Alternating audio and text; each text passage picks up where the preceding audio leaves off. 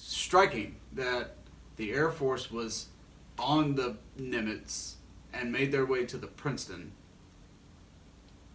right after this happened. How long did they know about it? Why did they know about it? Yeah. Who told them?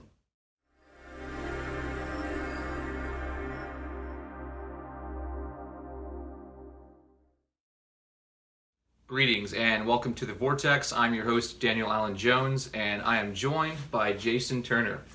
Jason, honored to be here with you. Likewise. So you've experienced something that has impacted the UFO community significantly here in the last year, and as some of you may know, at the end of 2017, we had the big release with the Department of Defense and Pentagon's UFO investigation program, and we talk about what's known as the Tic Tac UFO. While this is sort of relevant today, it actually happened about 15 years ago, and this is something that you got to experience firsthand. Right. So tell us about what it was like during your time on the USS Princeton. Well, I actually went to the Princeton in January of 2002, and I left in March of 2005.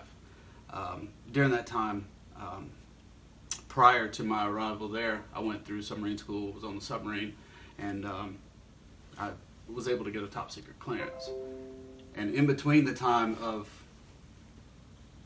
from the submarine, it just wasn't up my alley. I didn't want to be on a submarine anymore. I went over to the surface side of the Navy, and from there I worked in supply on the Princeton. And having a clearance, you're able to take the there's a lot of secret computer chips and everything that we have. So I was able to work with the guys up in CES, which is the ship signal exploitation space, the cryptologic techs on board the ship. And from there, it's just been it was a kind of a wild ride right around 2004 when all of this started taking place. In that time, like when this, we'll jump forward to 2004 when this all started going down. And this was in November, right? November 2004. There had been speculation, rumor mill, scuttlebutt, whatever you want to call it, around the ship that something was going on. And, everybody was being pretty tight-lipped about it. And that's what they're supposed to do. And so there was a lot of speculation of what was happening, who we were interacting with, and us who were not involved up in combat, we didn't know anything. So eventually it all come down to this day when this video here was taken.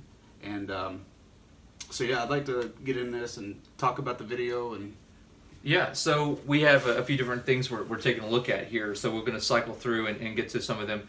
So when you were viewing this footage and you got access to be able to look into this, what was your impression? You talk about how some of the people were really kind of tight-lipped, or they weren't really talking a lot, but maybe some things were going around here and there. Right. Did you have any kind of idea about what it could have been? Or? No, at the time we didn't. I remember, when this first started, that everybody was, the whole demeanor of the ship kind of just went south. Like, there's 400 people on this ship. It's 55 feet wide, 567 feet long, 400 people. And you kind of know people on a very personal level. And when your friends are very tight-lipped about things and like, what the heck's going on? And they're, don't know, can't talk about it, or things like that. That's when, you really start speculating. And that kind of leads one thing to another. And sure, and you have to be careful about that. Right. But when you're out there and you might encounter something that could potentially be hostile, that can put people on end, I would imagine. Right. Was that kind of the vibe that was going on in the ship there? It definitely was. And in fact, on this day, because in the days prior, we've been maneuvering with the Nimitz, getting in plane guard, and they were launching their planes 2 or 3 days prior. It was not till this day in November that we were out there with the Nimitz, and it was in the evening. It was a beautiful sunset, I remember that day. And we went to battle stations. Just not a drill. we went to battle stations, Oh. and we were at battle stations for quite a few hours. Nobody knew what the heck was going on. None of us. We're in our repair lockers, and we're like, what in the world are we doing? Yeah. So, once we finished and we secured from that general quarters, and let me describe general quarters. General quarters is like when your battle stations, when we're getting ready to do firefighting, incoming missiles, anything, we're ready to launch missiles. We go to battle station. We secure everything. We lock down all the ventilation shafts, your passageways. Everything is locked down, ready to go. And moving forward, once they secured from that, we all went back to the fantail of the ship and, smoking and coking, and that's when things really started happening.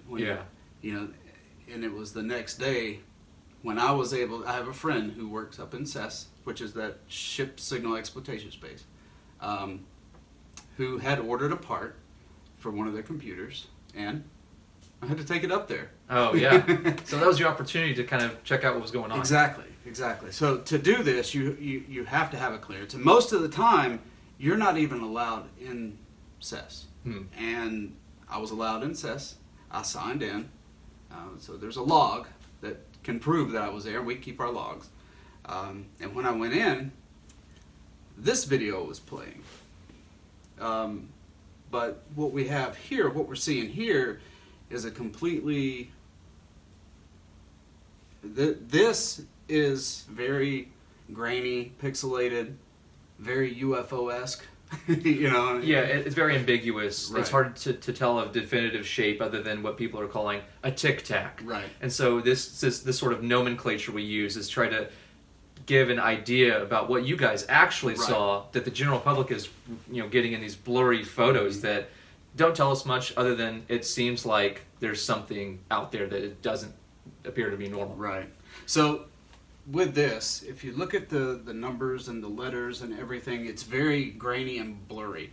When you go to the Go Fast, now you're looking at a different, and you can see the numbers, letters are a lot more clear, and you can actually see in this full-length video here of the Go Fast incident, it doesn't look like, where'd it go?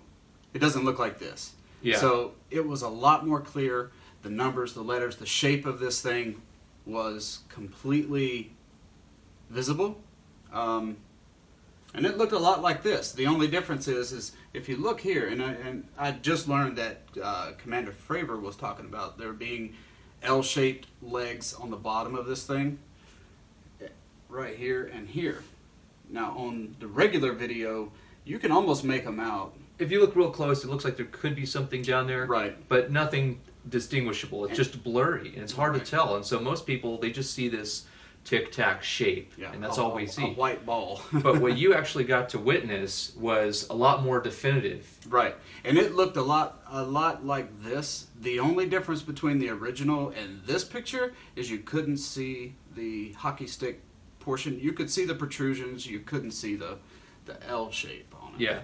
Well, that's really interesting because it seems like when something's released for the public, and even going to that step in general is completely different than what we're used to. It's not something that we generally think that the government or military would openly do, is say, oh, here's our footage and here's some of our evidence of what we can call UFOs. Even though it's actually happening, you were there, and several other people were witness to this as well. Mm-hmm. We just are getting poor quality images, and Right. whatever files that they're using originally have been altered to make sure the public, for whatever reason, isn't getting the original raw data. And I think that's an interesting role to play because there could be motives and we could speculate. But beyond that, as we were talking about earlier, you have to go with what we know, what's there. Right. And so being there firsthand and witnessing a definitive shape and seeing the letters and the interface very clearly, mm-hmm. when this was happening, did you have any idea of this being something different than what you guys conventionally encounter, or what was accepted to be like a normal type of thing to do? And see, this is like when last night we were at the conference, and Gary Voorhees, he had mentioned something about these things entering our airspace, you know, and just changing the altitudes, the speeds that they were going, and the vulnerability of the battle group in general. Sure. Because of these things. So, you know, I mean, when you have things entering your airspace and they're doing what this thing is doing, it kind of puts us in a very heightened alert mode, and, you know. Yeah, I can imagine. It would be, you know, it's similar to, let's say, if you encountered another hostile vessel, but then you find out it's not only that, but this thing's performing, you know, breaking the laws of physics maneuvers, and then you're just thinking, well, what is even going on up there? Well, here's the interesting part about this is the video is about 7 to 10 minutes long, and the snippet that we get is only about 30 seconds. Yeah. And that was the very beginning of this video. So they took 30 to 40 seconds of the video, snipped it, and did whatever they did with it. So that kind of comes back to, well, we do see that there are things being released. Mm-hmm. The quality and the length, the duration is questionable. And if it's been modified or altered in some way, we can, you know, look into these things. But what you witnessed wasn't just a 30-second blurry clip. You saw, you know, multiple minutes, like maybe 7 minutes of this thing, and very clear detail, where most people aren't really even going to be able to see anything close to that with anything that they're putting out. And that makes me come to the next question, which is, do you find that there's a deliberate cause to only show a specific portion in a very altered way? Would you find for maybe defense secrecy, so that we don't, I mean, and that's an important issue, because we don't maybe know what this is, and if we just release everything out there all at once to the public in clear detail, and that sounds great too. I mean, there's tons of people out there who would love to see that and get their hands on that footage. You know, plenty of civilians who are fascinated with the topic of UFOs, and that's great and all, but we have to, again, remember that defense secrecy is a real and important issue here. And so, even though it can be fascinating to some people who are interested in this subject of UFOs and things, we could be dealing with something that's potentially a threat, which brings us to the release of what they call the threat identification program. Mm-hmm. And this is something that we wonder, is this really going to be an issue, releasing the full footage? So what are your thoughts on that? Well, here's the thing, if you release the full footage, because there was a lot of maneuvering going on, and you're showing the capabilities of our planes, our birds. Yeah. You know, and if you release that, I mean, you're releasing that to everyone. Everyone, not just us here in the U.S., but everyone. Everyone. So you're kind of giving away some of the things that could potentially, you know, be super, you know, secret. The speed and the direction changes that this thing did, or, you know, it would kill a normal human being, because the G's that this thing, it would go straight and it turned, and this is what you see in the first 30 seconds of the clip, and you'll see it turn and it goes off, but it's not going off nearly as fast as it normally does. Yeah. When they're chasing this thing and they're going down and they get a lock on it, right? This thing will just, and it just disappeared. Yeah. Until it come back down to them, and they were finally able to get another lock on it, and then they're chasing this thing. I mean, it was crazy how fast they were going. Yeah, and you know, we don't have anything, any kind of conventional aviation technology that would allow for something like that. At least we know of, that's in the public domain. And even if there were these types of vessels that could be part of programs that are covert, if you wanted to go down that rabbit hole, there would have to be some means, like you said, for there to be a way for these people, if there were even people in there, to be able to sustain themselves with that amount of force. Yeah, because I mean, this thing was going into the upper atmosphere and back down in mere seconds.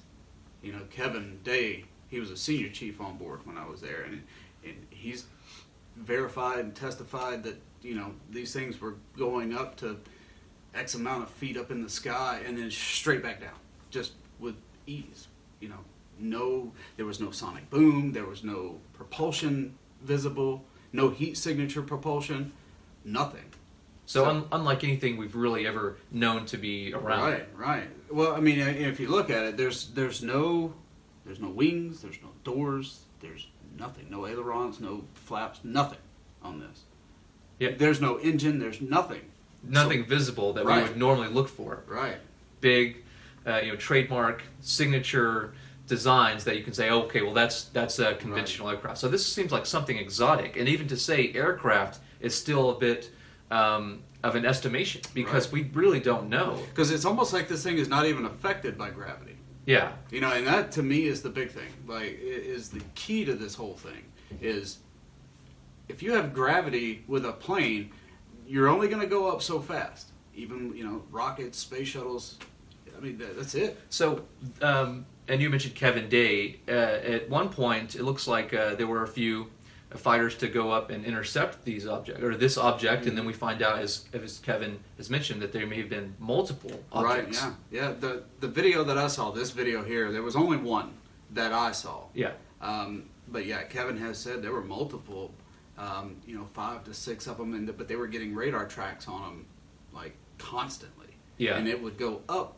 sideways, just in an instant. This thing was crazy how fast it was moving. Yeah, which the fighters weren't even really able to keep up with at all. It was like running circles around them. Yeah, and this is actually a common trait you find in a lot of UFO cases where there may be other conventional aviation up there to be able to either intercept it or just to see what's happening. And there's the common theme that these objects, maybe not these same ones, but whatever we're encountering have these capabilities to maneuver in ways that's exotic, that is not going to be following our general laws of physics. And so there's something going on that we just aren't clued in on in the general public, and even in high sectors of the military. Some of these seem to be, pretty well known. Some of these cases that have happened don't really have good explanations, even up in high classifications. And so we wonder if this is a terrestrial operation or program.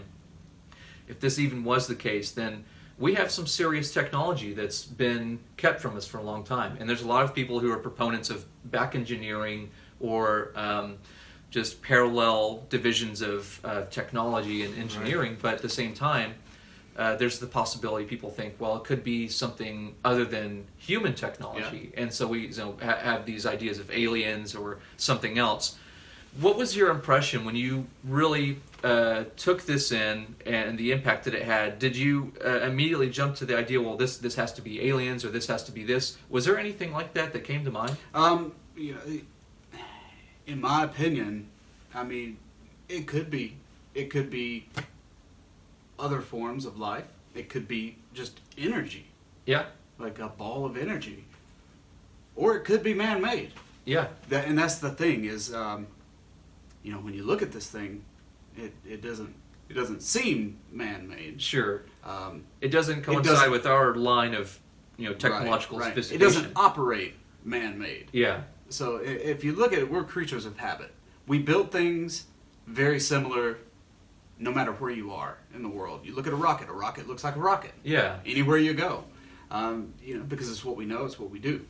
But when you have things like this, that just completely go against everything of us habit creatures. Yeah. We're so used to that ballistic linear propulsion that anytime we see something that's outside of that parameter, it's like it doesn't make sense. Right. And so that kind of starts to make us wonder, what's happening? What is that? What are we experiencing?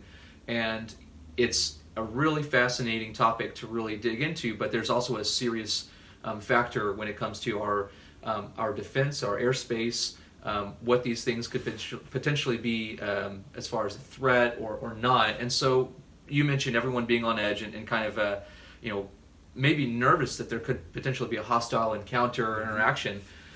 What was the overall kind of implication as these objects were being sighted, as these fighters were going on? Did you feel threatened at all? Did you feel like this was something that could potentially be like a life-threatening situation? Well, and that's something that I can't speak on the direct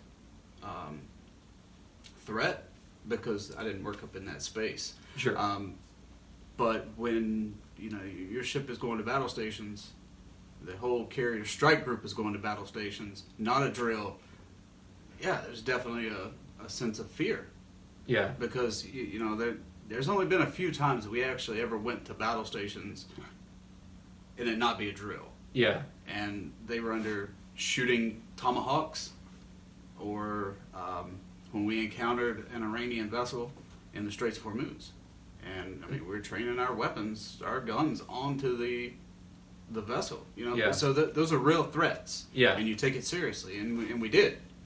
Off the coast of California. Yeah, wow. And that's unheard of. So Sure. it took us all by surprise that night. Yeah, absolutely. And so these things that happen, everyone's ready. Everyone has to be prepared. They're part of this. Mm-hmm. All people are part of this unified ensemble to just be ready to do whatever they need to do. Right. And regardless of whatever's setting in, you just have to get past and take your time to really focus on what everyone's focus is, what you need to do. And I think that, even though it's not a conventional encounter, everyone's still going to be going, getting to the ready of their position and everything that Right. the crew has to do. So Yeah, each individual on the ship has, we're all firefighters, we're all damage control.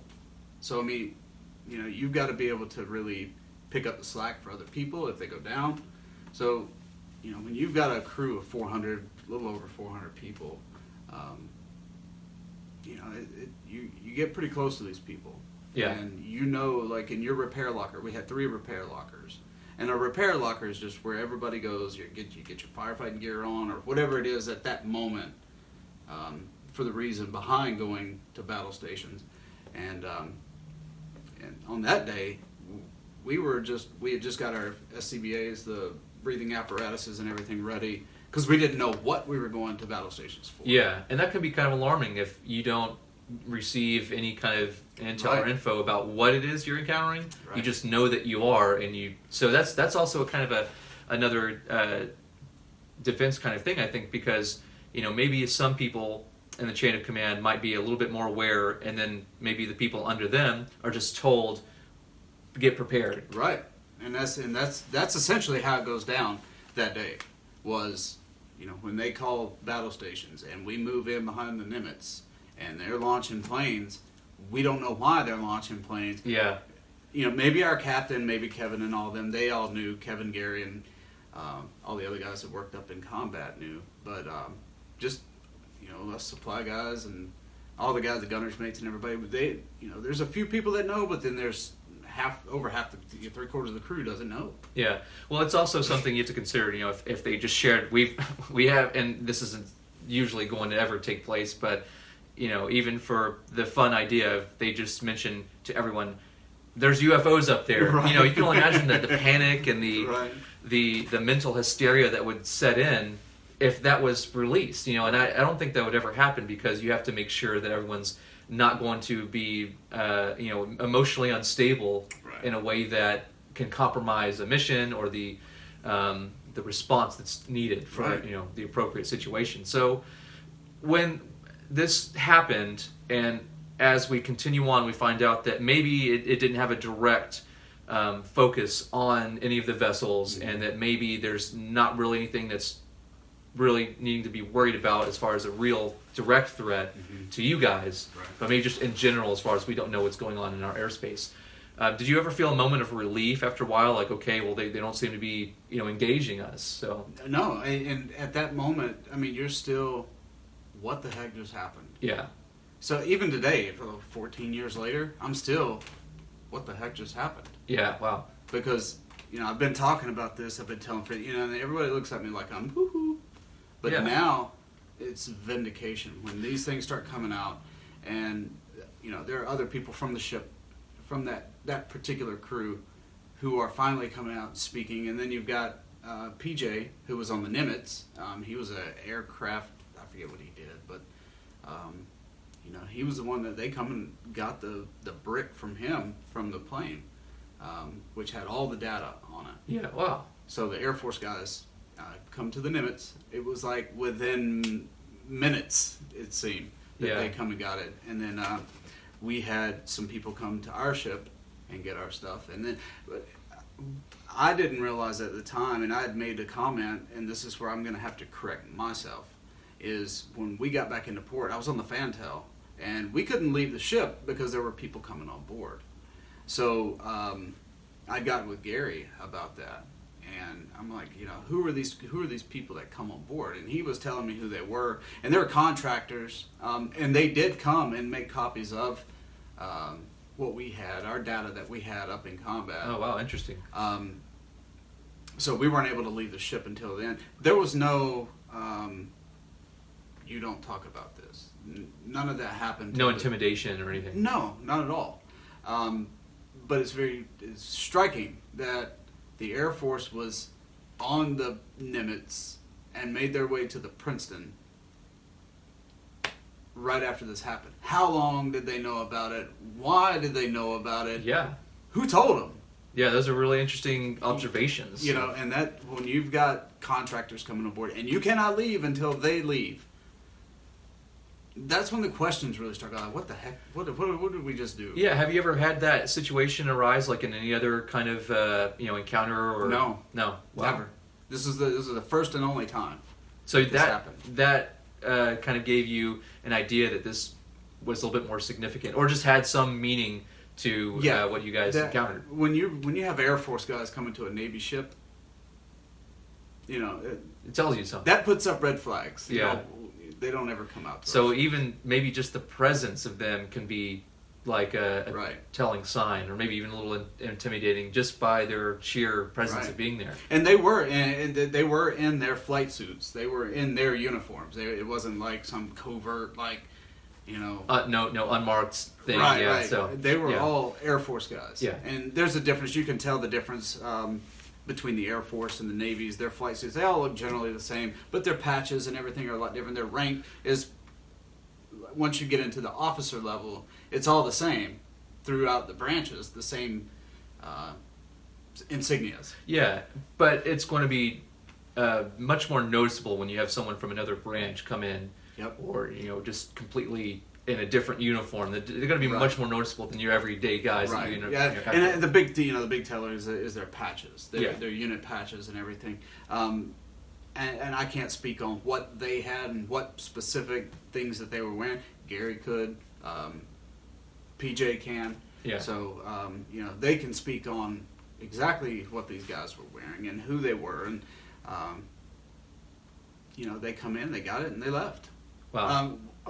Let's take it back over to the Nimitz. PJ was, the commanding officer of the Nimitz made him relinquish that brick to him. You sign it out to him, and you're never seeing it again. It's never been seen again. Yeah. So, and this is just stuff that I may be speaking out of context in a little, but just from when I've spoke to him, Yeah. to PJ about this, just gathering what he says, and maybe you'll be able to interview him and corroborate this and put it together. But I would definitely talk to Kevin Yeah. and Gary and PJ and connect the dots. And so this was something you guys did at this panel, which there was no real time to get together and orchestrate. Okay, let's put our stories together and make something Right. sensational. This out is the of it. first time I've seen them since 2005. Yeah. Wow. So of course, we're friends on Facebook, but we didn't really talk much about it. Yeah. We've in passing on the USS Princeton Facebook page, and there's a couple of other groups. I mean, and anybody can go in there and verify this, and if you just go like the page and you'll see it. Yeah. We do talk about it, like, hey, you remember when this happened? Yeah. Back in 2004, we're like, holy crap, man. And then we all get to talking about it, and it's like, sure, over the years, some of your thoughts and your memory is going to change a bit. Yeah. But when we got back together, right, the story just went right back. And it's hard to, if you've got 4 people, PJ's from the Nimitz, Gary, Kevin, and I are all from the Princeton.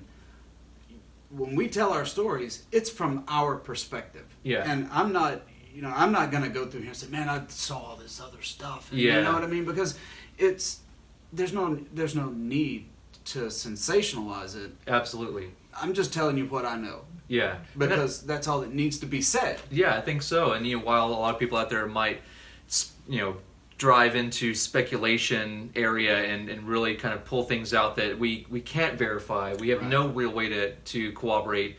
Sometimes that's fascinating in people's minds. They like to hear those things, but what's great is we need to be level-headed and really stick to the facts of what we know happened and what you guys witnessed. And so it wasn't like you all concocted this crazy story to make money or anything like that. And like you said here at the panel, it was almost like a very spontaneous revealing of this information between each other in a way that it's like, wow, you were saying that it's giving you kind of a different impressions to be able to hear these guys share from their vantage points. So and then it takes me back to that moment, and I'm like, that's what I was seeing, and I'm like, it makes sense, and then it's good to be able to listen to their side of things, their events that happened, because I wasn't up there when that happened, so of course I don't know what happened when they went into combat and those guys, the Air Force guys, come in, took it and left. Yeah, that's all we know.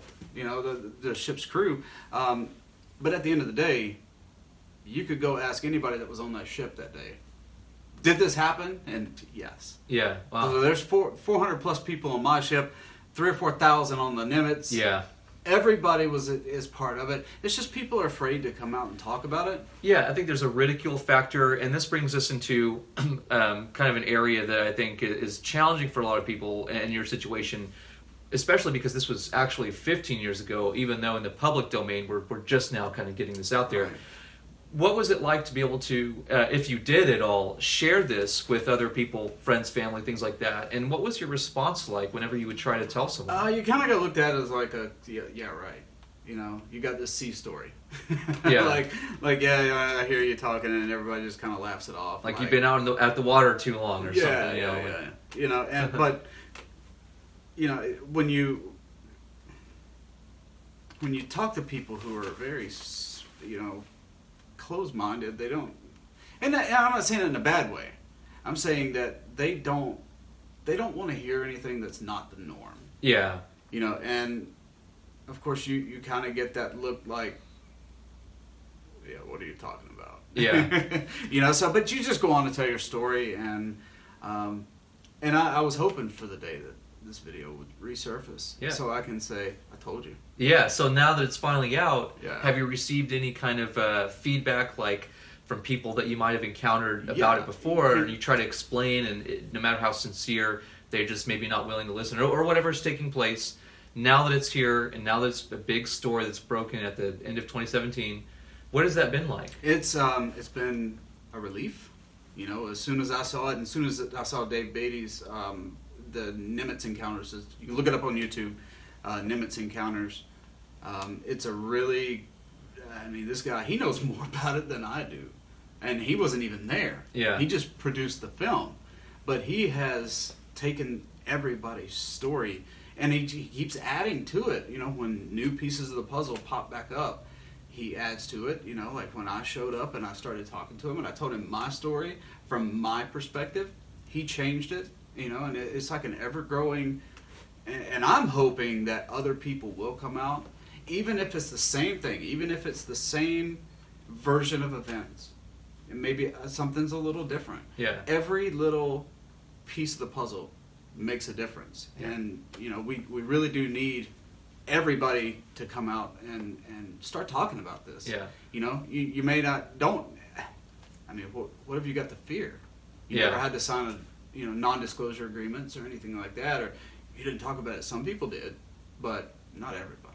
Yeah, and it doesn't seem like there was anyone that really tried to say that there was something there that happened that is way different than what you guys all witnessed. It was exotic in general, but at the same time, there wasn't someone who just made some outlandish claim that completely contradicts everyone else. Right. It all kind of corroborates. Mm-hmm. And when this came out, it gave you guys validation that you weren't crazy, as some people might have thought, and that you actually did have something happen. So, in closing, how has your experience been after having this happen in regard to what's possible, what's out there, and additionally, what would you say to people who may not really think much of this subject of UFOs, or maybe just think it's all nonsense? Well, originally, I mean, I've never really, I've entertained the idea of UFOs. You know, unidentified. There's so many different types of unidentified objects. Yeah. You know, you don't know what it is, and it doesn't mean it's little green men. Yeah. You know what I mean? Although it could. So, you know, don't close your mind. Don't be so narrow-minded that you can't go, okay, yeah, maybe there is something out there. Maybe there are other things out there. That doesn't mean that you have to change who you are. You just have to shut your mouth and open your mind. You Yeah. know, and take it in, because you know, if we don't challenge our own beliefs, we're never going to really excel as a species. Yeah. You know, and the whole divide and conquer, you know, and that's what it is. People hold on to their beliefs so intently that they can't hear other things. You know, and that kind of goes back to the people that were on the ship. You know, they're afraid of the ridicule. They're afraid that they may get in trouble. But you know, at the end of the day, if you're telling them the truth, tell the truth. Yeah. Never shy away from telling the truth, because you know, if you hold it in, you know, and for fear that somebody's going to call you a conspiracy theorist or this is a weird wookie guy, that, you know, so what? Yeah. So well, what? I think that's a really commendable thing to be able to do, is to, even though it can be ridiculed and people will slander you for whatever, you know, reason they want to, you can maintain your truth because Right. you experienced it and no one else can say otherwise. Right. So I think that's a really honorable thing to do. So I really commend you for that. So Jason, it's been a great pleasure to be able to connect with you here. Likewise. And I think that what you're doing and sharing about this is very eye-opening. Hopefully we have other people who take notice and they say, you know what, if he can do this, then I can share about my experience. Yeah, and no then doubt. it opens the doors for people who have also encountered something like this or whatever else that's may be going on. Gives them an opportunity to say, okay, well now it's time to really come forward. So I appreciate what you've been able to share with everyone. And what you're doing, again, is a fantastic job of getting the word out that these things are real. So here's the thing: the Nimitz, the guy who did the Nimitz encounter, he put out a release last night that said, you know, if you want to remain anonymous, there's a email address that you can get it, and it'll be right here. That's it. All right. Once again, thanks a lot. If you liked this video, be sure to check out our other content and get connected on our page and social media sites. Every day, new discoveries are being made all across the world and beyond, so let's work together to find out what's next. And remember, we won't know if we don't go. I'll see you in the Vortex.